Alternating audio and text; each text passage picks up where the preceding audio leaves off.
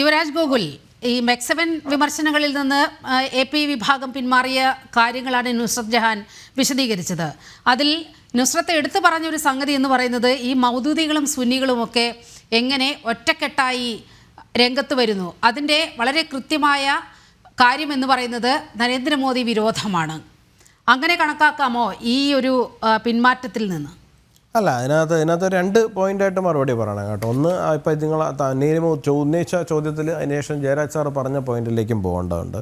ഒന്നെന്ന് പറഞ്ഞാൽ ശ്രീമതി നുസ്രത്ത് ജഹാൻ പറഞ്ഞതിനെ നമുക്ക് പൂർണ്ണമായിട്ട് തള്ളിക്കളയാൻ കഴിയില്ല. കാര്യം എന്താണെന്ന് വെച്ച് കഴിഞ്ഞാൽ, ഇപ്പോൾ ഈ പാകിസ്ഥാൻ ഫോർമേഷൻ സമയത്ത് ഈ സുന്നി ഷിയ അഹമ്മദിയ വിഭാഗം എന്ന് പറയുന്നത് പരസ്പരം മുഖത്ത് നോക്കാത്ത വിഭാഗമാണ്. ഇപ്പോൾ നുസ്രത്ത് ജഹാൻ പറഞ്ഞതുപോലെ തന്നെ ഒരു സലാം പറഞ്ഞാൽ മടക്കാത്ത വിഭാഗങ്ങളാണ് പരസ്പരം. നമുക്കറിയാം, ലോകത്തിൽ തന്നെ ഈ പറയുന്ന ഇറാനും പാകിസ്ഥാനും ഒക്കെ തമ്മിൽ തന്നെ രണ്ട് ചേരിയിലും രണ്ട് തട്ടിലുമാണ് നിൽക്കുന്നത്. ഷിയ സുന്നി പോരാട്ടങ്ങളാണ് അവിടെ നടക്കുന്നത്. അപ്പോൾ 47 പാകിസ്ഥാൻ ഫോർമേഷൻ സമയത്ത് പക്ഷേ അങ്ങനെയൊന്നും ആയിരുന്നില്ല. ഒരു കോമൺ കോസിന് വേണ്ടിയിട്ട് എല്ലാവരും ഒരുമിച്ച് വരികയോ ഒരുമിച്ച് നിൽക്കുകയും ചെയ്യുന്ന സാഹചര്യം ഉണ്ടായി. പക്ഷേ ഇപ്പോൾ എന്താണ് വിഷയം എന്ന് ചോദിച്ചു കഴിഞ്ഞാൽ, ഈ പറയുന്ന ഷിയകളെയും അഹമ്മദികളെയൊക്കെ പാകിസ്ഥാനിൽ വിശേഷിപ്പിക്കപ്പെടുന്നത് KNON നോൺ മുസ്ലിംസ്, അറിയപ്പെടുന്ന മുസ്ലിംസ് എന്ന് മാറും. മുസ്ലിംസ് എന്നറിയപ്പെടുന്നു എന്നുള്ളത് മാത്രമാണ്, അത് മുസ്ലിംസ് അല്ല, ഒരു മുസ്ലിംസ് എന്നറിയപ്പെടുന്നു എന്നുള്ളത് മാത്രം, ആ രീതിയിൽ മാത്രമാണ്. അപ്പോൾ അവരവരുടെ ഒരു കാര്യം സാധിച്ചെടുത്ത് കഴിഞ്ഞപ്പോൾ വീണ്ടും പഴയ അവസ്ഥയിലേക്ക് പോയി എന്ന് പറയുന്ന പോലെ തന്നെയാണ്. ഇപ്പോൾ ഭാരതത്തിലേക്ക് വന്നു കഴിഞ്ഞാൽ തീർച്ചയായിട്ടും നരേന്ദ്രമോദി എന്ന് പറയുന്ന ഒരു ഭരണാധികാരിക്കെതിരായിട്ടുള്ളൊരു യുദ്ധപ്രഖ്യാപനം ഉണ്ടായിട്ടുണ്ട്. അപ്പോൾ പരസ്പരമുള്ള ഡിഫറൻസുകൾ മാറ്റി വെച്ചിട്ട് ഒരുമിച്ച് വരിക എന്ന് പറയുന്ന ഒരു പൊളിറ്റിക്കൽ അജണ്ടയിലേക്ക് അവർ പോയിട്ടുണ്ട്. അവർ പോകാനുള്ള സ്വാതന്ത്ര്യം അവർക്കുണ്ട്. ഇന്ത്യയിൽ ഏതൊരു വിഭാഗത്തിനും അവർക്ക് അനുകൂലമായിട്ടുള്ള തരത്തിലുള്ള രാഷ്ട്രീയമായിട്ട് നിലപാടുകൾ എടുക്കാനും അഭിപ്രായ വ്യത്യാസങ്ങളുണ്ടെങ്കിൽ അതൊക്കെ മാറ്റിവെച്ച് യോജിക്കാനും ഒക്കെ ഉള്ള സ്വാതന്ത്ര്യം ഉണ്ടാകുന്നൊന്നും ഇല്ല എന്ന് പറയുന്നില്ല. പക്ഷേ ചൂണ്ടിക്കാണിച്ചു എന്നുള്ളതേ ഉള്ളൂ. അത്തരത്തിലുള്ളൊരു സാഹചര്യം ഉണ്ട്. രണ്ടാമത്തെ കാര്യം എന്ന് പറഞ്ഞു കഴിഞ്ഞാൽ, ശ്രീ ജയരാജ് സാറ് പറഞ്ഞത്, ഇപ്പോൾ നമ്മുടെ ഇവിടുത്തെ ചർച്ചയുടെ പ്രധാന ടോപ്പിക് എന്ന് പറയുന്നത് മെക്സവണിനെ CPM പേടിയോ എന്നുള്ളതാണ്. അല്ലാണ്ട് ഇപ്പോൾ ഇസ്ലാം മുസ്ലിം വിഭാഗത്തിന് ഇപ്പോൾ അതിനകത്ത് ഈ മെക്സവണിൽ പോയിട്ട് പറയുന്ന വ്യായാമങ്ങളിൽ പങ്കെടുക്കുന്ന ആൾക്കാർ മുഴുവനെയും നമുക്ക് റാഡിക്കൽ ഇസ്ലാമിൻ്റെ ഭാഗമാണ്, അല്ലെങ്കിൽ അവർ തീവ്രവാദികളാണെന്നൊക്കെ കുറ്റപ്പെടുത്തുന്നതിനകത്തൊന്നും യാതൊരു അർത്ഥമുണ്ട് എന്ന് ഞാൻ വിശ്വസിക്കുന്നില്ല. കാരണം അതിനകത്തുള്ള ബഹുഭൂരിപക്ഷം ആൾക്കാരും വ്യായാമം എന്ന് പറയുന്ന ഒരു ഉദ്ദേശത്തോടു കൂടി മാത്രം പോകുന്ന സാധാരണ മനുഷ്യരുമായിരിക്കും. അപ്പോൾ നമ്മൾ അതിനെ മാറ്റി നിർത്തി വേണം നമ്മൾ അതിനകത്ത് സംസാരിക്കാൻ വേണ്ടിയിട്ട്. പക്ഷേ ഇത്തരത്തിലൊരു കൂട്ടായ്മ ഡെവലപ്പ് ചെയ്തുകൊണ്ട് വരുന്നതിന് പിറകിൽ ചില ദുഷ്ടശക്തികളുടെ അല്ലെങ്കിൽ ഏതെങ്കിലും റാഡിക്കൽ ഫോഴ്സസിൻ്റെ കൈയുണ്ടോ ഇല്ലയോ എന്നുള്ളതിലേക്കാണ് നമ്മൾ പോകേണ്ടത്. നോക്കൂ, AP സുന്നി വിഭാഗം ഇവിടെ നിലപാട് മാറ്റുന്ന സാഹചര്യം ഉണ്ടായി. P മോഹനൻ മാസ്റ്റർ തൻ്റെ നിലപാട് ഡൈല്യൂട്ട് ചെയ്യുന്ന സാഹചര്യവും ഉണ്ടായി. അപ്പോൾ തീർച്ചയായിട്ടും ഒരു സാധാരണ ഒരു കൂട്ടായ്മയുടെ പുറത്ത് നിന്ന് ഇപ്പോൾ AP വിഭാഗം നിലപാട് പറഞ്ഞിരിക്കുന്നത് എന്താണ്?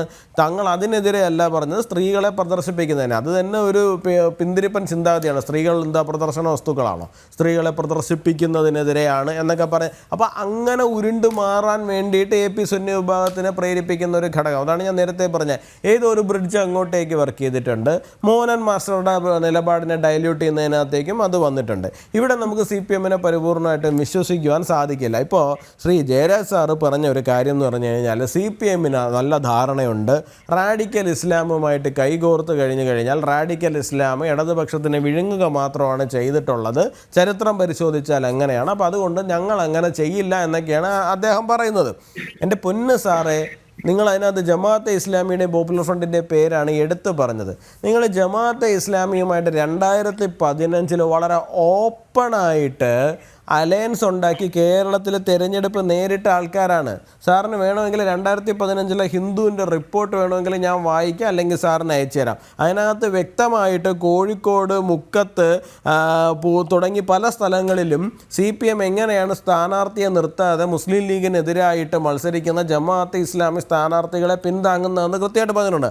ഹമീദ് ചേന്നമംഗലൂരിനെ പോലെ, ഇപ്പോൾ സാറിനേക്കാൾ എത്രയോ കാലങ്ങൾക്ക് മുമ്പേ ഇടത് നിരീക്ഷകൻ എന്ന് പറഞ്ഞ് മലയാളികളുടെ മുൻപിലേക്ക് വന്ന ഒരാളാണ് ഹമീദ് ചേന്നമംഗലൂർ. ഹമീദ് ചേന്നമംഗലൂർ വളരെ കൃത്യമായിട്ട് ഏതൊക്കെ സ്ഥലങ്ങളിലാണ് LDF ഈ പറയുന്ന ആൾക്കാരെ പിന്താങ്ങുവാൻ വേണ്ടിയിട്ട് നിലപാടെടുത്തിരിക്കുന്നതെന്നുള്ള കാര്യം ജനത്തിനോടോ ജന്മഭൂമിയോടോ ഒന്നുമല്ല കേട്ടോ. അതാ ഹിന്ദുവിനോട്, ഇംഗ്ലീഷ് ദേശാഭിമാനി എന്നറിയപ്പെടുന്നത് ഹിന്ദുവിനോട് അദ്ദേഹം കൊടുത്തിരിക്കുന്ന ഒരു സ്റ്റേറ്റ്മെൻ്റ് ഉണ്ട്. അപ്പം നിങ്ങൾ ഈ പറയുന്ന റാഡിക്കൽ ഇസ്ലാമുമായിട്ട് അങ്ങ് തന്നെ പേരെടുത്ത് പറഞ്ഞാണ് ജമാഅത്തെ ഇസ്ലാമിയുടെ. അപ്പോൾ ഇവരുമായിട്ടൊക്കെ കൈകോർത്തിരിക്കുന്ന അനുകരിക്കുന്ന സാഹചര്യങ്ങൾ നമ്മുടെ കേരളത്തിൽ തന്നെ നമ്മുടെ കൺമുമ്പിൽ തന്നെ നമ്മൾ കണ്ടിട്ടുണ്ട്. അബ്ദുൽ നാസർ മദനിയെ പോലെ ഒരാളെ വേദിയിൽ കൊണ്ടുവരുവാനും ശ്രീ പിണറായി വിജയൻ ഉൾപ്പെടെ, അന്നത്തെ CPM-ന്റെ സംസ്ഥാന സെക്രട്ടറിയാണ് അദ്ദേഹത്തിനുൾപ്പെടെ ഇദ്ദേഹവുമായിട്ട് വേദി പങ്കിടുവാനും യാതൊരു മടിയും കേരളത്തിലുണ്ടായിട്ടില്ല. അപ്പോൾ റാഡിക്കൽ ഇസ്ലാമുമായിട്ട് കൈകോർക്കുവാൻ CPM-ന് യാതൊരു മടിയും ഉണ്ടെന്ന് ഞങ്ങൾ വിശ്വസിക്കുന്നില്ല. പക്ഷേ പി മോഹനൻ മാസ്റ്റർ ഇവിടെ അദ്ദേഹത്തിൻ്റെ നിലപാട് ഡൈല്യൂട്ട് ചെയ്യുവാനുള്ള ഒരു സാഹചര്യം ഉണ്ടായിട്ടുണ്ട് എന്നുണ്ടെങ്കിൽ some external factors worked behind that എന്നുള്ളത് മനസ്സിലാക്കുവാൻ വേണ്ടിയിട്ടുള്ളത് ബേസിക് കോമൺ സെൻസ് മാത്രം മതിയാകും. അത് മാത്രം മതി അദ്ദേഹത്തിനെ ഡൈല്യൂട്ട് ചെയ്യാൻ വേണ്ടിയിട്ടൊരു എക്സ്റ്റേണൽ ഫോഴ്സ് അവിടെ അല്ലെങ്കിൽ എക്സ്റ്റേണൽ ഫാക്ടർ അവിടെ വർക്ക് ചെയ്തിട്ടുണ്ട് എന്നുള്ള കാര്യം മനസ്സിലാക്കുവാൻ വേണ്ടിയിട്ട്. അപ്പോൾ CPM-നെ നമ്മൾ എങ്ങനെയാണ് ഈ ഒരു കാര്യത്തിൽ നമുക്ക് വിശ്വസിക്കാൻ സാധിക്കുക? നിങ്ങൾ അങ്ങനത്തെ ചരിത്രം ഇല്ലാത്ത സംഘടനയോ ഇല്ലാത്ത രാഷ്ട്രീയ പാർട്ടിയോ ഒന്നുമല്ല. നിങ്ങൾക്ക് അത്തരം രാഷ്ട്രീയ നിലപാടുകൾ എടുക്കാൻ അറിയാം. അതിനുശേഷം നിങ്ങൾ ആ നിലപാടിന് ഒരു ഓമന പേരിട്ട് വിളിക്കും. ആ ഓമന പേര് എന്ന് പറയുന്നത് അടവ് നയം എന്നാണ്. ഞങ്ങളുടെ അടവ് നയമായിരുന്നു ഇവരുമായി സഹകരിക്കുക, ഞങ്ങളുടെ അടവ് നയമായിരുന്നു മറ്റവരുമായി സഹകരിക്കുക. ഇങ്ങനെ പറയുന്ന ഒരു സാഹചര്യത്തിലേക്ക് നിങ്ങൾ കൊണ്ടുപോവുകയും ചെയ്യും. അപ്പോൾ കേരളത്തിൻ്റെ പൊതുസമൂഹത്തിനെ സംബന്ധിച്ചിടത്തോളം നിങ്ങളെ വിശ്വസിക്കുക ഈ വിഷയത്തിലെന്ന് പറയുന്നത് കുറച്ച് ബുദ്ധിമുട്ടാണ്. ആ വിശ്വാസം ഇല്ലാത്തത് കൊണ്ട് തന്നെയാണ് ആലപ്പുഴയിൽ ഉൾപ്പെടെ നിങ്ങളുടെ ഏരിയ കമ്മിറ്റികൾ ഉൾപ്പെടെ രാജിവെച്ച് പോകുന്ന സാഹചര്യം ഉണ്ടായിട്ടുള്ളത്. കാരണം പോപ്പുലർ ഫ്രണ്ടുകാരാണ് ഇവിടെ ഞങ്ങളെ നിയന്ത്രിക്കുന്നത് എന്ന് പറഞ്ഞിട്ട് ഈ പറയുന്ന ഏരിയ കമ്മിറ്റികൾ പലതും രാജിവെച്ച് പോകുന്ന സാഹചര്യം പോലും ഉണ്ടായത് നിങ്ങളുടെ നേതൃത്വത്തിന് ഈ പറയുന്ന താഴെക്കിടയിലുള്ള നിങ്ങളുടെ അണികൾക്ക് പോലും വിശ്വാസമില്ലാത്തത് കൊണ്ടാണ്. യെസ്, ആലപ്പുഴ തെരഞ്ഞെടുപ്പിൽ നമ്മൾ ലോക്സഭാ തെരഞ്ഞെടുപ്പിൽ ആലപ്പുഴയിൽ എന്ത് നടന്നു എന്നുള്ളത് നമ്മുടെ മുന്നിൽ വളരെ വ്യക്തമായി നിൽക്കുകയാണ്.